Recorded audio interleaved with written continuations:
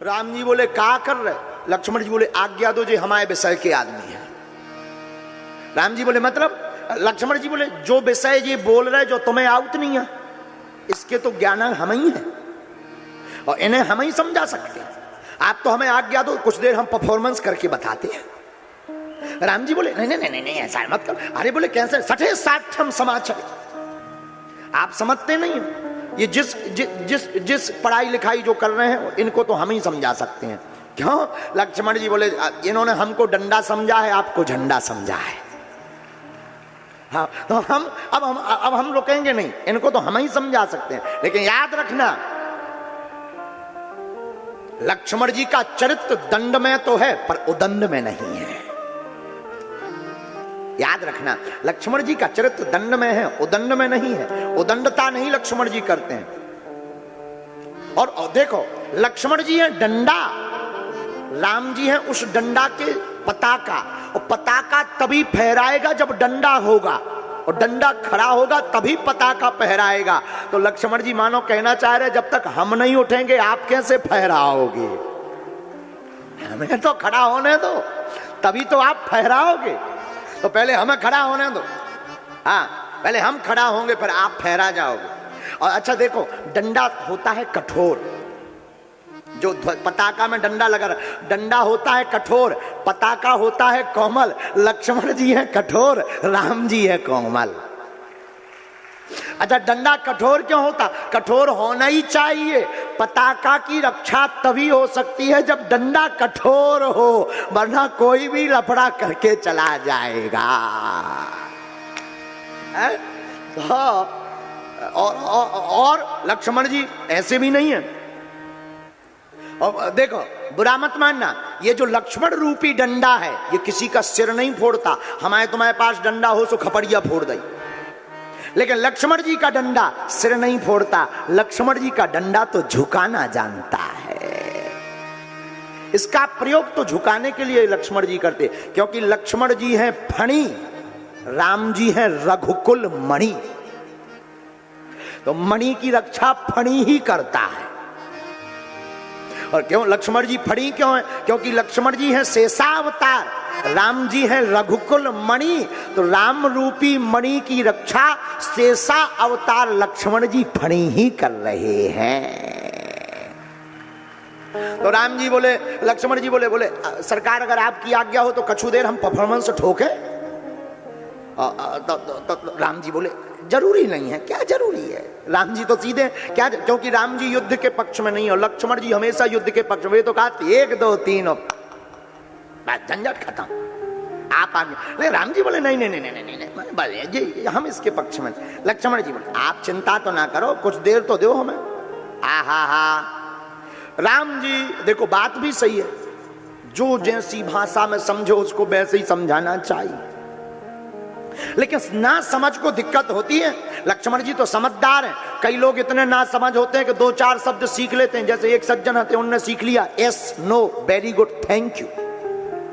अब बोल तो लेते थे लेकिन उन्हें अर्थ नहीं था पता कि अर्थ क्या है। जो भी मिले गांव के आदमी गांव में ही बोले। कोई पूछे क्यों भाई कहां थे? Yes yes yes yes yes yes. और कोई भी बात no no no no no no no, very good thank you thank you. उन्हें अर्थ पता ही नहीं था। और एक बार रेलगाड़ी में गए, एक भाई साहब की अटैची चोरी हो गई। उन भाई साहब ने इनसे पूछा क्यों भाई साहब आपने हमारी अटैची देखी? इन्हें अर्थ तो पता नहीं था। इन्होंने सोचा अंग्रेजी बोलने का बढ़िया मौका है, बोले यस। तो उन्होंने कहा जब देखिए तो भाई साहब बताओ कहां है, दे दो। बोले no no no no no no no. दिमाग खराब हो जी। बोले यार तुम बताओ तो, तुमने देखी भी हो पता भी हो, तुम बता भी नहीं रहे। हम 4 चांटा लगाएंगे दिमाग खराब हो जाएगा। बोले वेरी गुड वेरी गुड। उन्हें अर्थ तो पता ही नहीं था कि अर्थ क्या है। तो भाई साहब का दिमाग खराब होना, 4 चांटा जोरदार झड़ दे, 2 ही तरफ हो लाल हो गए, 2 ही तरफ हो लाल हो गए। अब बोले एक और बच्चों से बोले थैंक यू। अब जो और बच्चों जो खाया ले जाए। तो लक्ष्मण जी कहते हैं कि सरकार ये हमारे विषय के आदमी। जनक कहते हैं अब जन को माखे भटमानी वीर विहीन मही में जानी। इस पूरी पृथ्वी वीरों से खाली है। लक्ष्मण जी तनक कर खड़े हो गए, भाएं टेढ़ी कर ली लक्ष्मण जी ने। और लक्ष्मण जी बोले सुनो जनक, कही जनक जस अनुचित बानी, कही जनक जस अनुचित बानी, विद्यमान रघुकुल मनि जानी, विद्यमान रघुकुल मनि जानी। सुनहु भानुकुल पंकज भानु, सुनहु भानुकुल पंकज भानु, कहम स्वभाव न कछु अभिमानु, कहम स्वभाव न कछु अभिमानु। जो तुम्हारा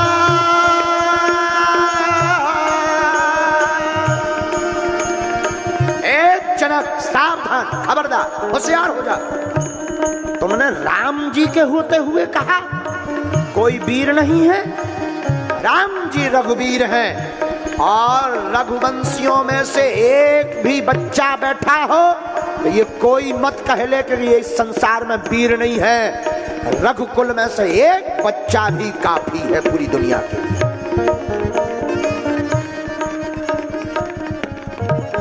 राम जी रघुकुल मणि है और तुम कहते हो कि ये धनुष उठा ले। सुनो जनक, हमारे सरकार का अनुशासन मिल जाए, जो तुम्हारे अनुशासन पावो, कंदुक युव ब्रह्मांड उठावो। अगर राम जी का अनुशासन मिल जाए, मैं धनुष तो धनुष पूरे ब्रह्मांड को उठा लूंगा।